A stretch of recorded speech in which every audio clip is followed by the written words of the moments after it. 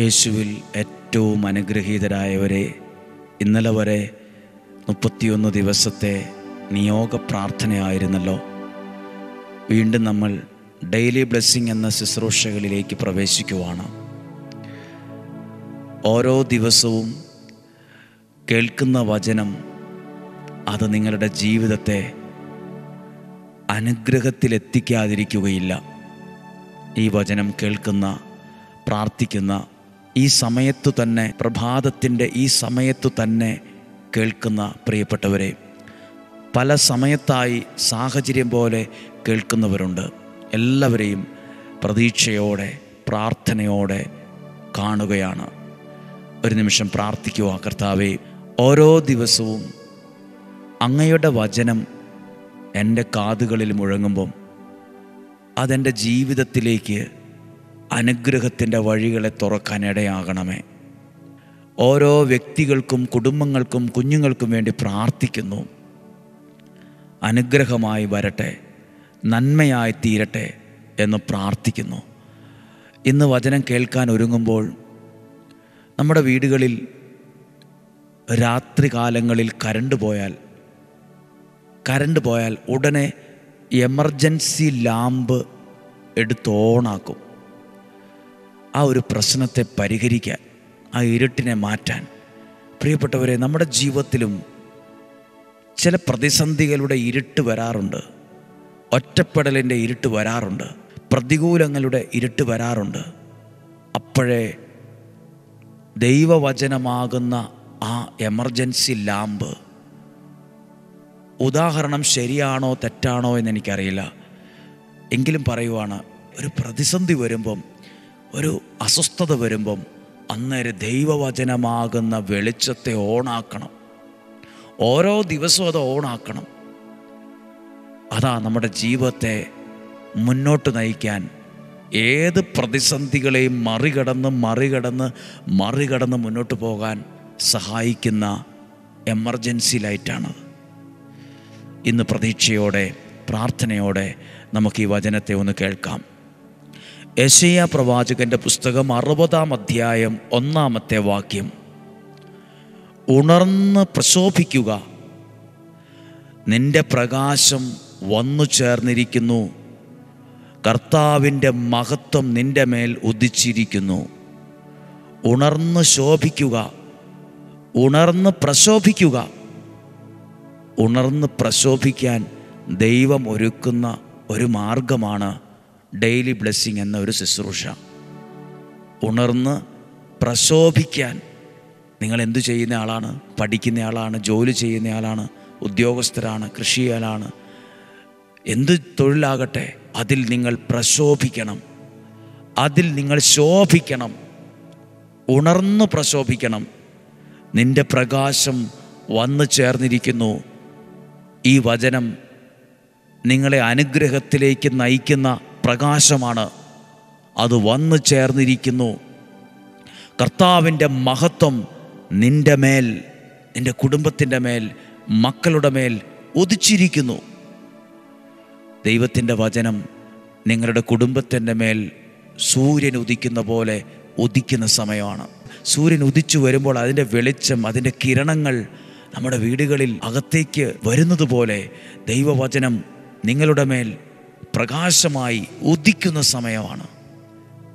ഉണർന്ന് പ്രശോഭിക്കാനാണ് ദൈവം ആഗ്രഹിക്കുന്നത്. കലങ്ങിയ കണ്ണുകളുമായി ഇരിക്കല്ലേ, ഉണർന്ന് പ്രശോഭിക്കണം. യുവതിയുവാക്കൾ, കുഞ്ഞുങ്ങൾ, മാതാപിതാക്കൾ എവിടെയെങ്കിലുമൊക്കെ വാടിപ്പോയോ, സങ്കടപ്പെട്ടോ, സാരമില്ല, ഉണർന്ന് പ്രശോഭിക്കണം. ദൈവത്തിൻ്റെ വചനം നിൻ്റെ മേൽ ഉദിക്കുന്ന സമയമാണ്. ദൈവത്തിൻ്റെ വചനം, നിൻ്റെ പ്രകാശം വന്നു ചേർന്നിരിക്കുന്നു. അതെല്ലാം നീ ശോഭയോടെ നിൽക്കാൻ കാരണമാവും. ഇങ്ങനെ ദൈവത്തിൻ്റെ വചനം ഒരാളുടെ മേൽ ഉദിച്ചാൽ എന്ത് സംഭവിക്കുമെന്ന് അതിൻ്റെ റിസൾട്ട് എഴുതിയിട്ടുണ്ട്. 5-ാമത്തെ വാക്യം, 60-ാം അധ്യായം 5-ാമത്തെ വാക്യം. ഇതെല്ലാം ദർശിച്ച് നീ തേജസ്വിനിയാകും. ഏതെല്ലാം ദർശിച്ച്? ദൈവത്തിൻ്റെ വചനം കാണുകയും കേൾക്കുകയും ധ്യാനിക്കുകയും ചെയ്ത് നീ തേജസ്വിനിയാകും. സമുദ്രത്തിലെ സമ്പത്ത് നിന്റെ അടുക്കൽ കൊണ്ടുവരികയും ജനതകളുടെ ധനം നിനക്ക് ലഭിക്കുകയും ചെയ്യുമ്പോൾ, നോക്കൂ, നിസ്സാരമായ ഒന്നോ രണ്ടോ കാര്യങ്ങളല്ല, സമുദ്രത്തിൻ്റെ സമ്പത്ത് നിന്റെ അടുക്കൽ കൊണ്ടുവരും. ചില നന്മകൾ നിന്റെ അടുത്ത് വരും, ചില ദൈവീകമായ ഇടപെടലുകൾ നിന്റെ അടുത്ത് വരും, ചില ദൈവാനുഗ്രഹങ്ങൾ നിന്നെ തേടി വരും. സമുദ്രങ്ങളുടെ സമ്പത്ത് നിന്റെ അടുക്കൽ കൊണ്ടുവരികയും ജനതകളുടെ ധനം നിനക്ക് ലഭിക്കും. പ്രതീക്ഷിക്കാത്തത്, ധനം, സന്തോഷമുള്ളത് നിനക്ക് ലഭിക്കുകയും ചെയ്യുമ്പോൾ നിന്റെ ഹൃദയമോ ആനന്ദപുളകിതമാകും. നീ സന്തോഷം കൊണ്ട് നിറയും. എപ്പോൾ ദൈവത്തിൻ്റെ വചനം നിൻ്റെ മേൽ ഉദിക്കുമ്പോൾ നിൻ്റെ ഹൃദയം ആനന്ദപുളകിതമാകും. നിങ്ങളുടെ ഭവനത്തിൽ സന്തോഷം നിറയും, സമാധാനം നിറയും, സ്വസ്ഥത നിറയും. ഈ ഓരോ ദിവസവും കേൾക്കുന്ന 5-10 മിനിറ്റായിരിക്കും ദൈവവചനം നിങ്ങൾ കേൾക്കുന്നത്. അത് മുടങ്ങാതിരിക്കട്ടെ. ഇതുകൊണ്ടൊക്കെ എന്തു പ്രയോജനമെന്ന് പറഞ്ഞു പോകാതിരിക്കട്ടെ. ഇത് അനേകം ഹൃദയങ്ങളെ സ്വാധീനിക്കുന്ന വചനമാണ്. യെശയ്യാ പ്രവാചകൻ്റെ പുസ്തകം 61, അതിൻ്റെ റിസൾട്ട് 65. ദൈവത്തിൻ്റെ അനുഗ്രഹം ഉണ്ടാകട്ടെ. ചില നന്മകൾ ദൈവം എൻ്റെ അടുക്കൽ കൊണ്ടുവരും. ദൈവത്തിൻ്റെ സഹായം എനിക്ക് ലഭിക്കും. പ്രിയപ്പെട്ടവരെ, ഇന്നലെ വരെ നിയോഗ പ്രാർത്ഥനയിൽ പങ്കെടുത്ത് പ്രാർത്ഥിച്ച് നന്ദി പറയുവാണ് എല്ലാവരെയും. ഇന്ന് ശനിയാഴ്ച ദിവസം വീണ്ടും നിങ്ങൾ വചനം കേൾക്കാൻ മനസ്സ് കാണിച്ചല്ലോ. ഈ വചനം നിങ്ങളെ സഹായിക്കും. നിങ്ങളിൽ ഒരാളായി നിന്നുകൊണ്ട് ഈ വചനം പറയുമ്പോൾ ആ നന്മയും അനുഗ്രഹവും എനിക്ക് കൂടിയുണ്ട്. നിങ്ങൾക്ക് വേണ്ടി പ്രാർത്ഥിക്കുവാണ്. ഇപ്പോൾ ഈശോയുടെ നല്ല ആശീർവാദം പ്രാർത്ഥനയോടെ ഈ വചനത്തിലൂടെ സ്വീകരിക്കാം. പ്രിയപ്പെട്ടവരെ, ഒരു നിമിഷം പ്രാർത്ഥിച്ചേ. കർത്താവേ, ഡെയിലി ബ്ലെസ്സിങ്ങിലൂടെ ഈ വചനം എനിക്ക് എല്ലാ ദിവസവും കേൾക്കാൻ ഒരനുഗ്രഹം തരണേ. എൻ്റെ കുടുംബത്തിൽ അത് ദോഷമായിട്ടല്ല വരുന്നത്, അത് ഭാഗ്യമായി തീരും. ഇന്നോ നാളെയോ മാത്രമല്ല, അത് ജീവിതത്തിൽ ഒരു മുതൽക്കൂട്ടാണ്. ഫിക്സഡ് ഡിപ്പോസിറ്റ് ഇടുന്ന പണം പോലെയാണ്. അതിന് പലിശയുണ്ട്, അതിന് ഗുണമുണ്ട്. അത് ആവശ്യ നേരത്ത് എനിക്ക് ചെന്നാൽ എടുക്കാൻ പറ്റും. ഇതുപോലെ ഞാൻ കേൾക്കുന്ന വചനവും ആ വചനത്തിൽ എന്നെ തന്നെ ഏൽപ്പിക്കുന്നതും അതെന്നെ കുറേ കൂടി തേജസ്വിനിയാക്കും എന്നാണ് ബൈബിൾ പറയുന്നത്. അതെന്നെ കുറേ കൂടി ആനന്ദപുളകിതമാക്കും. ആനന്ദവും സന്തോഷവും നിറയുമെന്നാണ് പറയുന്നത്. പ്രാർത്ഥിച്ചേ.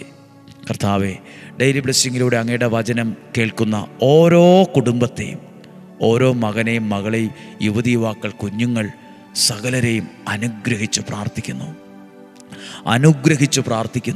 സ്വർഗത്തിലെ ദൈവം ആകാശത്തിൻ്റെ വാതിലുകളെ തുറന്ന് ഈ ഭവനത്തെ അനുഗ്രഹിക്കട്ടെ, ഈ മക്കളെ അനുഗ്രഹിക്കട്ടെ, ഈ പ്രാർത്ഥനകളെ സ്വീകരിക്കട്ടെ.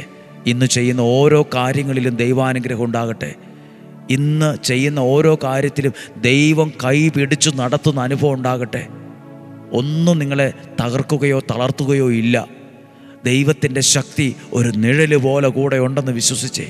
കർത്താവ്, അങ്ങയുടെ നാമത്തിൽ ഡെയിലി ബ്ലെസ്സിങ്ങിലൂടെ വചനം കേൾക്കുന്നവരെയും അത് അയച്ചു കൊടുക്കുന്നവരെയും സ്റ്റാറ്റസ് ഇടുന്നവരെയും ഒക്കെയുണ്ട്.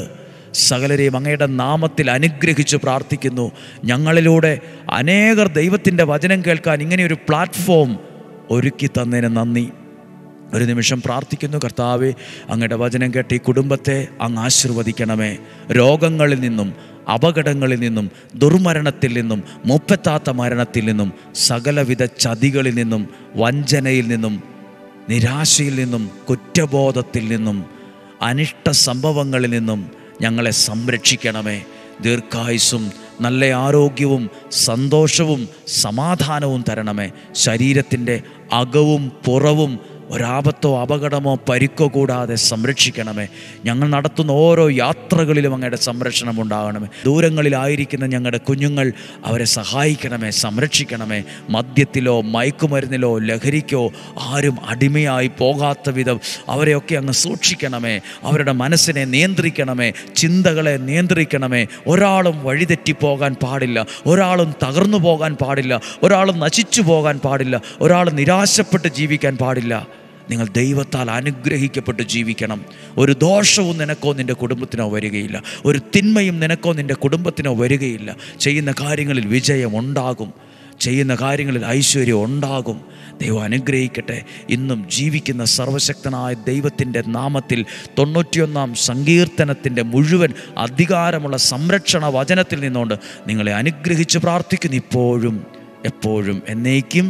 ആമേൻ. ദൈവം അനുഗ്രഹിക്കട്ടെ. നല്ലൊരു ദിവസം ആശംസിക്കുന്നു. നാളെ ഞായറാഴ്ചയാണ്. നാളെയും ഒരുമിച്ച് കാണാൻ സാഹചര്യം ഉള്ളതുപോലെ പരമാവധി പറ്റുന്നെങ്കിൽ 5:30 തന്നെ ആ വചനം കേൾക്കാൻ സാധിക്കുന്ന സമയത്തുള്ളവർ ഒരുമിച്ച് വരിക. ആ ഒരു സമയത്ത് ഒരുമിച്ച് നമുക്കൊരു കുടുംബം പോലെ പ്രാർത്ഥിക്കാം. അതിലൂടെ ഒരനുഗ്രഹം ഉണ്ടാകാതിരിക്കില്ല, ഒരു നന്മ തെളിഞ്ഞു വരാതിരിക്കില്ല. നാളെ 5:30 ഒരുമിച്ച് കാണുന്നതുവരെ സ്വർഗത്തിലെ ദൈവം, വലിയവനായ ദൈവം എന്നെയും നിങ്ങളെയും ഉള്ളം കയ്യിൽ എന്ന പോലെ പൊതിഞ്ഞ് സംരക്ഷിക്കട്ടെ. ആമേൻ.